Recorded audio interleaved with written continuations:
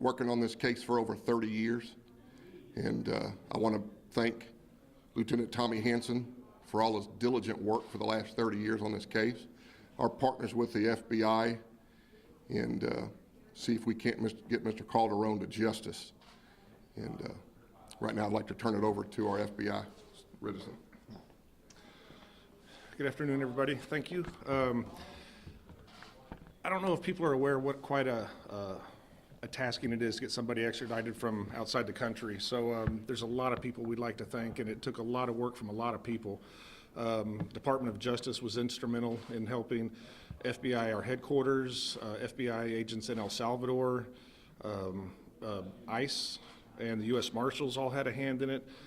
Couldn't have done it without U.S. Department of State, the Galveston DA's office, and also the El Salvadoran partners for working with the United States law enforcement community to locate Mr. Calderon and processing the extradition. Without their assistance, this wouldn't have happened, and there would be no chance for justice for the victims in this case. So it's great working with the county and everybody else, and just want everyone to realize what a big undertaking this was. Thank you. Go ahead, Mr. Actually, I'd like to read a statement from Senator Cruz. Without Senator Cruz' assistance, his office's assistance, we've been waiting 3 years to try to get him extradited to the United States. And it took his assistance to make this possible. And again, as from Senator Cruz to the President of El Salvador. I am thankful to President Bukele, the government of El Salvador, and the Galveston County Sheriff's Office for their work in facilitating Calderon's transfer. This sends a clear message to any fugitives of the law. You will be brought to justice. Today is a testament to the importance of America's bilateral regional partnerships, grounded in mutual interest in the apprehension of this individual and the appreciation of the rule of law. So again, thank Senator Ted Cruz for all that he's done. And with this, I'd like to turn it over to Lieutenant Tommy Hanson. I reiterate what Richard said. It was a team effort on everybody. Every investigator through their career has cases that haunt you, and we all have several of those, and I have a number of them. And this was one. This was an horrific crime. We're not going to go into details of the crime, but it was a tedious process in locating him. We felt for many years he was still in the States, but as time progressed, our investigation led us, thanks to records that we got from ICE, to El Salvador. Once we received information with that, a lot of research was done on the information from them. As a result of that, our local FBI partners in El Salvador, I'll just say, made some contacts and were able to confirm a location for him. But even after we got that, where he was, we knew for a fact it was still about 1 year before we could get him taken into custody by the El Salvadoran authorities, and that had to do with a lot of red tape on both sides. And then, of course, after he was in custody, then it's been a 2-year battle. Our biggest concern, and this is where Senator Cruz was very helpful, after about 2 years, I believe it is, that they don't have to keep him regardless, because any delays that were going on were not on our part, I can assure you of that, because this was even though the victim didn't pass, it was an absolutely horrific crime that we wanted to get him back, and he was instrumental in helping expedite that by making some phone calls. So we greatly appreciate his assistance in that. But it's been a long, tedious trek. I can tell you that the family is very pleased. As the victim said, she now feels like she can sleep at night after 30 plus years. So we'll move on to the next one, and we'll hopefully have some more for you soon. So. Oh yeah, there's a story I want to get into here. Jack Walker, without going into a lot of details, was working the night this happened, and he was a deputy sheriff at the time. And then Jack later left the sheriff's office. He was there the night this occurred, was on the scene, helped work the case. Later, he went to the FBI, worked a full career with the FBI. He just retired in the last couple of months, and he came back home to the Galveston County Sheriff's Office. So yesterday, we took Jack with us to help bring Mr. Calderon back to the Galveston County Jail. So it was kind of a heartfelt thing for Jack to be able to experience that after all these years in two separate careers. So, any questions? Can somebody just kind of go through the timeline, just for our sake, again, when it happened, when he fled, and The original incident occurred in July 4th weekend of 1991, and then we arrested him on an original charge, and then he made bond, and then, of course, we later learned that he had fled the area. And then shortly thereafter, around September, we went to grand jury, and he was indicted on two separate charges, an additional charge of aggravated kidnapping and attempted murder. And so that was the timeline then. And then we realized after trying to execute the indictments that he was nowhere to be found, and we were having cooperation issues, obviously, with family members and things such as that. Many surveillance operations on trying to locate him all turned out for naught. But as a result of some of that, we had got information that led us to ICE information that led us to a location in El Salvador. And then, of course, the process was there. So it was a lot of different, we all have many cases to work. So this is one of those ones that a couple of times a year would say, well, let's go see if we can find Mr. Calderon, and we'd get a group and go do a hard surveillance on him. And unfortunately, it didn't pan out back then.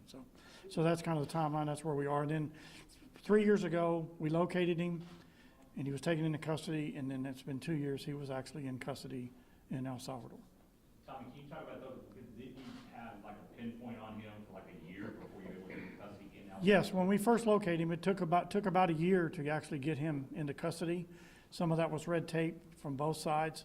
There's a process that we had to get approval from them to say he was, for lack of better terms, the El Salvadoran government tell us he's arrestable before they would go let their people work with the Bureau people in El Salvador to take him into custody. So all of that took a year. But there was one of the folks at DOJ up in Washington. She was a lifesaver for us on that too. Is the accused a national from El Salvador? He's from El Salvador. And Yes. then who was he with over there? His family, I'm assuming? He has. We later determined he had a lot of family here in Houston, a lot, but he still had some family members in El Salvador. And the victim, She- has she been notified? Oh yes, we've been in touch with her through this whole thing. The victim and a star key person involved with this, and we talked to them all the way, and then we let them know yesterday. I wasn't going to tell them he was here until we saw him at the airport, because Murphy's Law was going to get us, and I didn't want that to happen. So, and then we talked to her. In fact, I just talked to her daughter about 2 minutes before this started. So. How difficult was, you mentioned the red tape, but how difficult was it to, extradite this guy into the States? Well, as Agent Renison said, and I've been assigned to several of these fugitives that seem to be international, it is a massive amount of paperwork that has to go through with the Department of Justice, Interpol, all of that. It's before you can even start, you got to do a lot of stuff. So, but that's normal. How frustrating was that for that process for you guys, for the family, to know that you got your guy, right? I can't get back. What was the beginning of the question? I'm sorry. Just how frustrating was that in this process and for the family, knowing that you had your guy, but it took just so long to finally get to I think for me, and probably them as well, knowing that was more frustrating than the 29 years or 20 years ahead, something ahead of that, not knowing where it was. You're exactly right. You bring a valid point. That's when the frustration set in. And, Richard, I really couldn't relieve ourselves the other day to breathe until he was actually on the plane. And then when he was on the plane, then we didn't notify the family until he was at the airport in Houston. Is it normal for that country to normally take that long, or is this just standard in most international situations? It's a pretty routine process. Okay. Can you describe what the last few days were like? When did you learn he was finally being transferred? What was his travel like? Well, a few weeks ago, when Senator Cruz contacted us personally and let us know that he had been in touch with the president down there and that things were going to happen in about 2 weeks. Okay. So that was a good time window that we could start. Really, about 2 weeks ago, we knew this was finally probably going to happen. And then it moved very quickly, but we had to make arrangements, and the Bureau was kind enough to help take care of us on all that on transportation, and we arranged for transportation to get him back here. But once we got that final word that the documents have been signed down there, 2 weeks probably, we had things pretty much pretty much sewed up, so. Can you say what airport he flew into, like? Intercontinental, And, he was booked into the jail last night.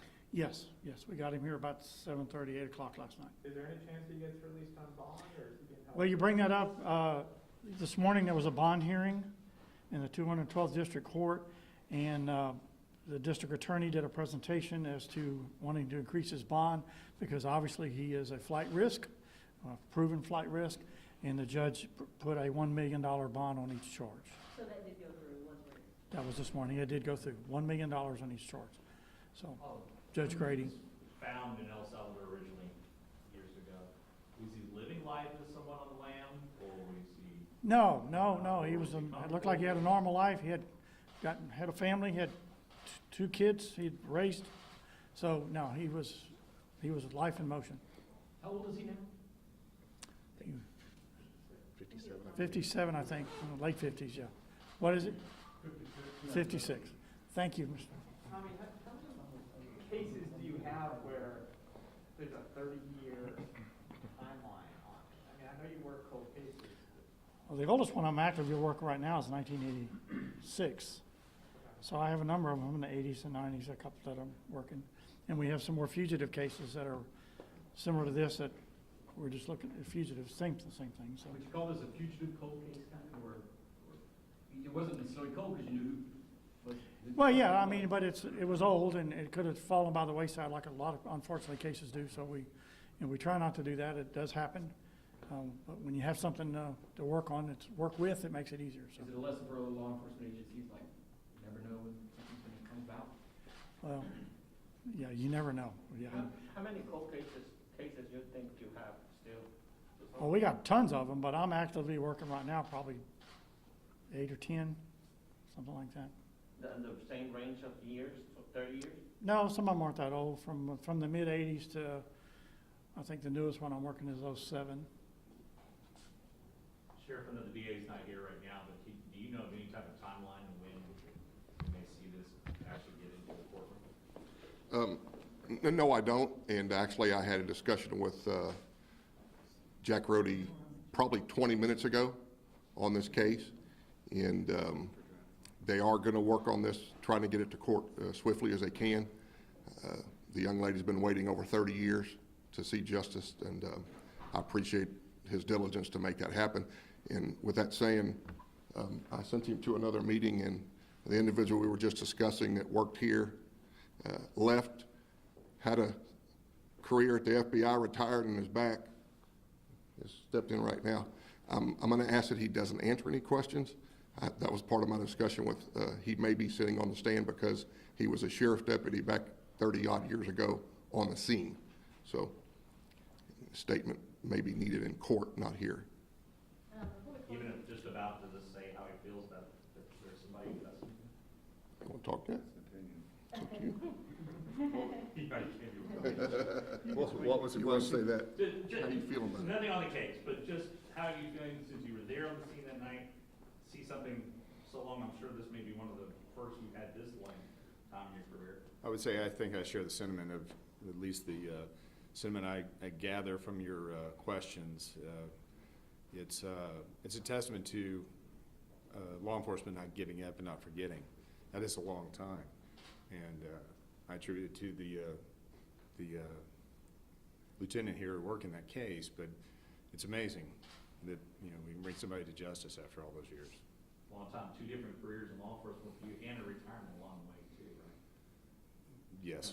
I don't know if you answered it, but in 30 years, there's been building changes, there's been hurricanes, and floods in Galveston County. Has all the physical evidence been preserved for this case? Yes. Yes, sir. That's part of our job, is trying to preserve all physical evidence. We have a very large evidence room back there. Actually, it's multiple tiers to get stuff off the ground. And depending on what case comes about, some of this stuff we have to keep forever. Any other questions? Can you guys spell your name? My name? Oh, Henry, Henry, last name T as in Tom, Rocchesset. And I'm the sheriff here in Galveston County. you have any video that we might use of him coming to the States? Of Okay. the suspect coming to Or the anything States? from court this morning or anything? Anything that we could No, use nothing this morning. would be nice. We had one last night that requested coming down in video, and I have to see if they can release it, but we'll go from there. already have. You already have? Everybody requested. Okay, He requested last night. They were here when the vehicle came from the airport. okay. Any other questions? Anybody speak Spanish? Thank you. Well, thank you all. Spelling on her name? Yes. I know we met, what's your name? Richard Renison. Richard, it's Rennison. You want to tell them, Richard? Yeah, just tell Yeah. them. My name is Richard Renison, Rennison, and I'm a supervisory special agent with the FBI. And I'm Lieutenant Tommy Hanson. Tom Stewart. S-E-N-S-O-N. Mine's S-O-N? S-O-N. Oh, yeah, mine's Lieutenant Tommy Hanson, Hansen. Hanson, Hansen. Lieutenant Tommy Hanson, Hansen. And I'm with the Major Crimes Unit with the Galveston County Sheriff's Office. How long have you been here? 49 years. And Richard, you work, And I work with their office a lot. Yes, what's your last name? it's Renison, Rennison. Okay. Thank you. Yeah, I've actually been assigned over there, what, 10 years now, I guess? 9 or 10 years, working a lot of joint stuff, cases. Anything else? Thank y'all very much. Thank you. We do appreciate all y'all's help.